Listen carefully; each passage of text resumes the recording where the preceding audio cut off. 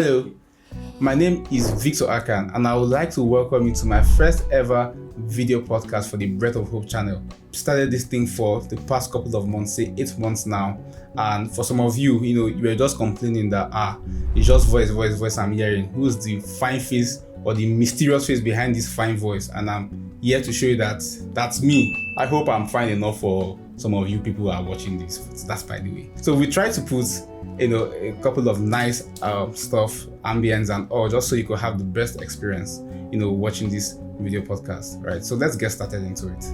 And so today, we are going to be talking about church hurt. But some of you may be wondering, why church hurt? There are countless number of topics that we'll be talking about right now, right?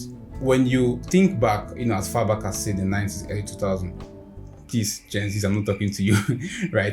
Millennials like us, just kidding. When you think back as far as the 90s, 2000, you'd realize that it was almost like a taboo for you not to be in church on the Sunday morning, quote and unquote, right? Recently, in recent days, you would notice that on the Sunday morning, you see a couple of people are at home, decide not to go to church, And sometimes when you question people, you try to interact with people to know, guy, why you no go church? On that tone of that, people tell you things like church is just filled up with hypocrites. Or people tell you things like, my salvation is between me and God. It's a personal relationship. I don't need to go to church. And when you try to puzzle in, deeply, you realize that a lot of these people, not all of them though, but a lot of them have had one horrible experience or the other, or some sort of traumatic experience with the church. And so it's because of this that I'll be focusing the next couple of weeks speaking about church hurt. And so today we'll be talking about 3 practical stories, fictional but practical. First, about a man called Brother Ampang. Second, about a very lovely lady called Sister Nkenus. And lastly, about a dangerous dog called Brother Obus. Let's start with Brother Ampang, a man who loves the Lord. He's always in every church activity, always trying to anchor every event that his church hosts, right? When you think about the word commitment, Brother Ampang's face comes to you. Like, you use Brother Ampang to define the yardstick for what commitment is. But guess what you use Brother Ampang for when you're trying to define what something is? Poverty. When you think about poverty, his picture also comes to mind. He's so poor that poor people call him poor. But when it comes to, say, your seed, your donations, right? Your tithes, let's just say his offering or his tithe could just buy, say, a bulb or 2 for the church. And so because of that, he doesn't always feel seen. And so he would always do his best to try to give, to try to put in the commitment, try to put in the hard work, try to put in all of those things, basically laying his whole life on the altar of sacrifice. It always feels like the pastor would always prioritize other people who sow in quote and unquote heavy seeds. Whenever these things come to mind, he would always tell himself, I need to do more. I need to be seen. I need to be heard. I need to give in more. And so he would try to give in more. He would try to do more and more, right? But like bulletproof, nothing did happen. No shaking. An accident happened to Brother Bruce. He got into a car accident, right? He was in the hospital for, say, a month or 2. And nobody really checked in, not even the pastor. Let's say the pastor called. But the pastor called like once. The pastor never went there to see him.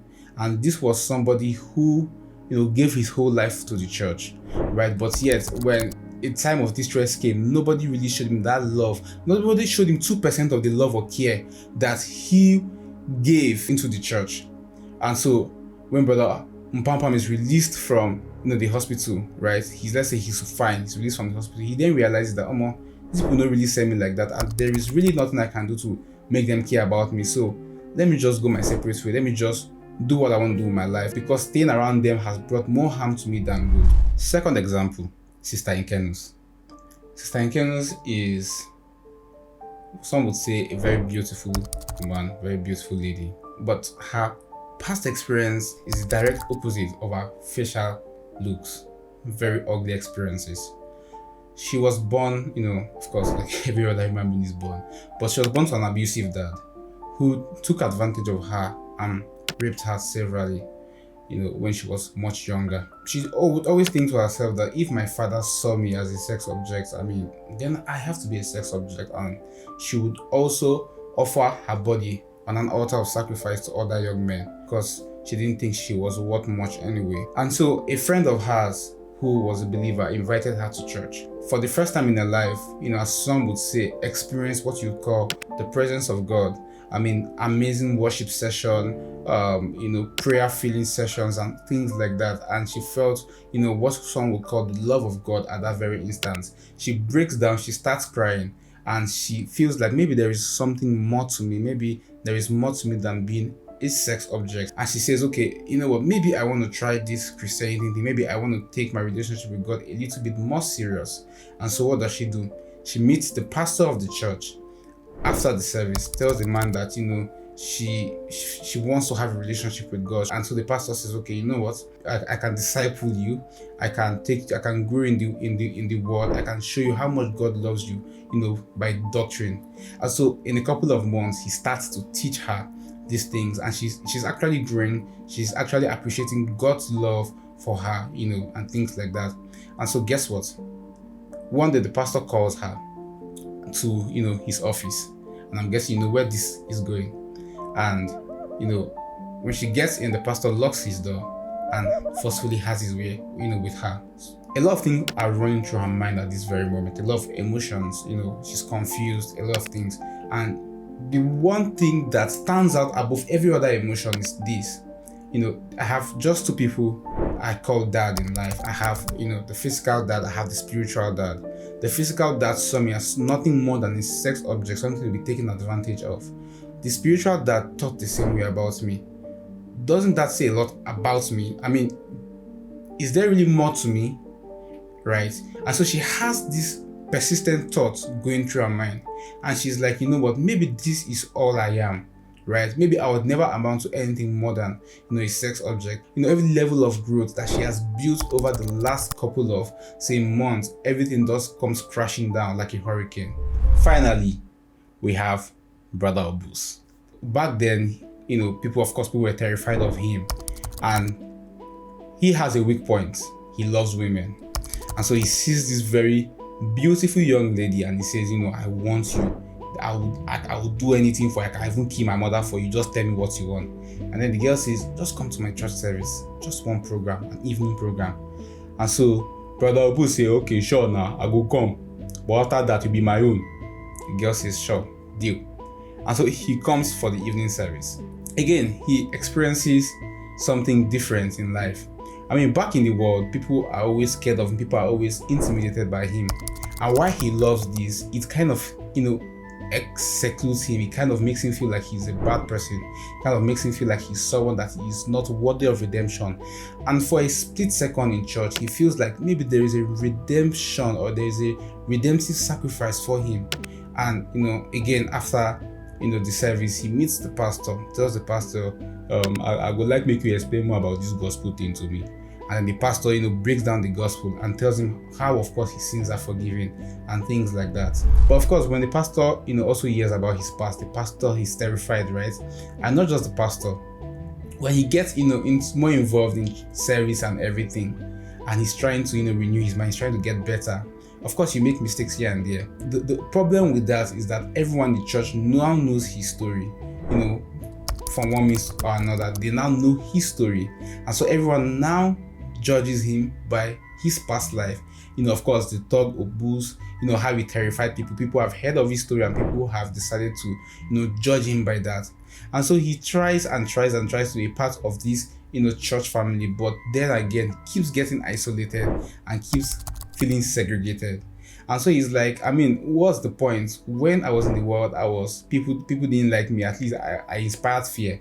Right now, I'm trying to reduce the way I inspire fear, and people still won't accept me. So, if they're going to judge me, let them just judge me anyway. But let me just be as intimidating as I can be.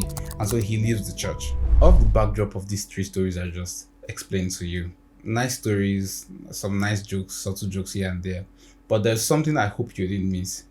We had three people who had bad experiences in the world and were in search of something different, something redefining, something new, and they went to seek refuge in the house of God.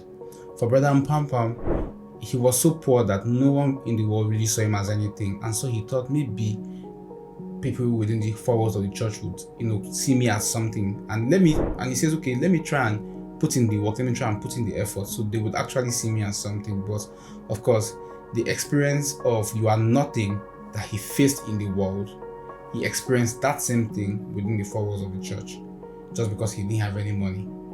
And then you have Sister Ikenus, who all her life, from her father to all of her boyfriends to all of her, they've all seen her one way, sex objects. And she comes into the church and she says, maybe there is more to me than meets the eye. And then her pastor says, no, there is nothing more to you. You're just a sex object. Of course, by his actions at least. The experience of being a sex object that she ran away from in the world, she met it within the four walls of the church. And then lastly, Brother Booth, who, although a terrifying guy, has done a lot of questionable and bad things. People pass a certain sense of judgment to him that makes him feel so condemned that there is no redemption for him. And then he hears that, okay, maybe there is a little glimpse of redemption for me. Let me try the church. But then the church, people are so terrified of him that they judge him the same way the world judges him. Each of these people ran away from the world because of something, and were expecting a different reality or a different experience within the four walls of the church, but met the same fates that they ran away from. We are going to be addressing more about this from next week. You that has been hurt, by the church or by influential people within the church. Why did this hurt happen to you? Why did you have to feel this pain? Why did you have to experience this trauma? Why not stay tuned with me next week? I can't wait to have you again. Have a lovely day. Bye.